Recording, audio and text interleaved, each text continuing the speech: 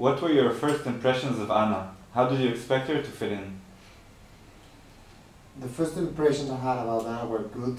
She was well referred. She came from the Italian company.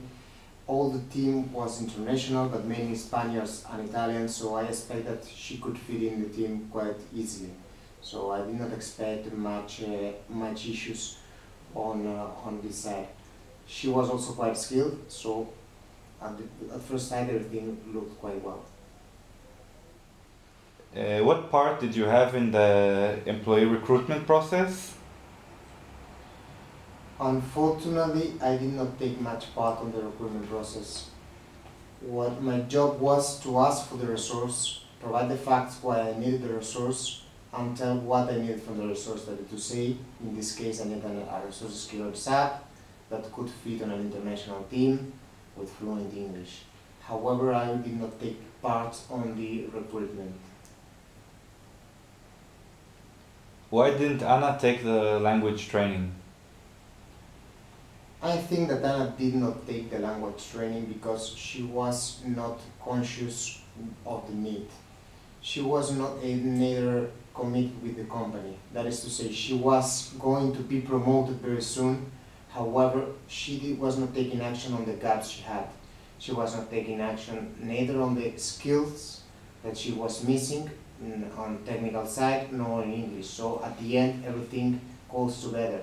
If she did not take action, taking some trainings on the skill side, I'm not surprised that she was not taking actions on the English gap. In retrospective, what could you have done differently to improve her contribution?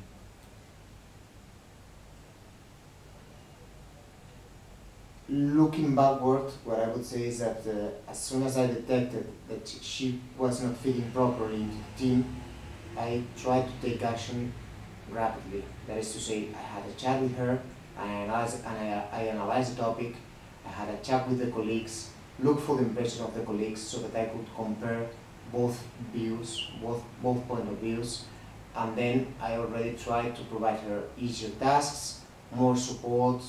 So at the end, I think that from my side, everything was done. However, if I could restart again, for sure I would try to be involved in the recruitment process so that I could check from my side that the resource was going to fit properly into the team. What were your considerations in deciding the next steps? Did you have any constraints or any dynamics in the level above you that influenced your decision? The relationship with the management was quite good. I mean, I had direct access with the management. However, it was a weird situation on which I was reporting to an Italian manager as well as an Spanish one.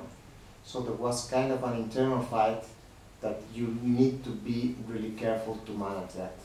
So on the Spanish side, it was easy to provide them the facts on which I was based to say that I needed another resource and that we need to look for another guy instead of Anna.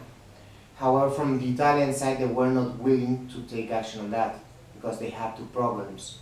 Not only to look for a job for Anna, but to look for the proper skills per resource to fit the gap. So it was easy to convince the Spanish one, but not the Italian management. And here I need to really put the facts on the table, explain that it was not a subjective point of view, but an objective one, and make them conscious of the need and the impact on the project in case that we had no replacement. Up till which point do you think it's still worthwhile to try to assist someone who's not fitting in, and from which point do you think it's actually just costing everyone more? It's really difficult to know up to which point you need to keep on trying and doing your best to make the resource integrate into the team.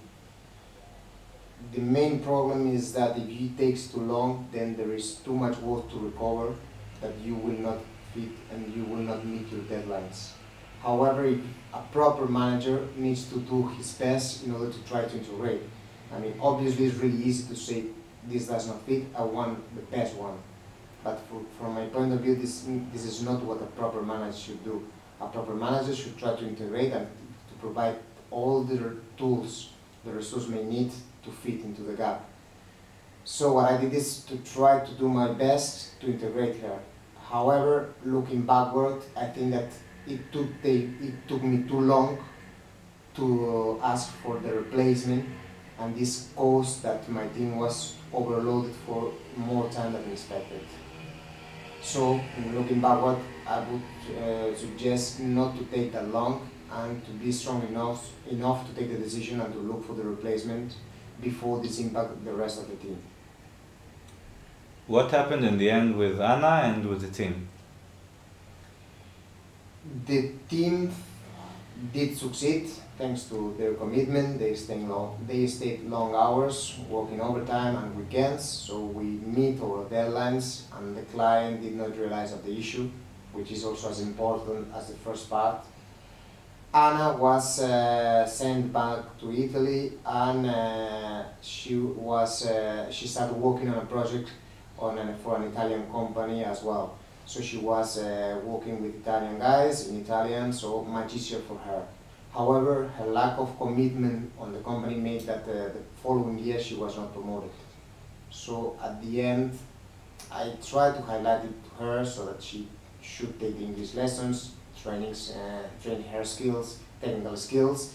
She did not, so that's what happened if you don't commit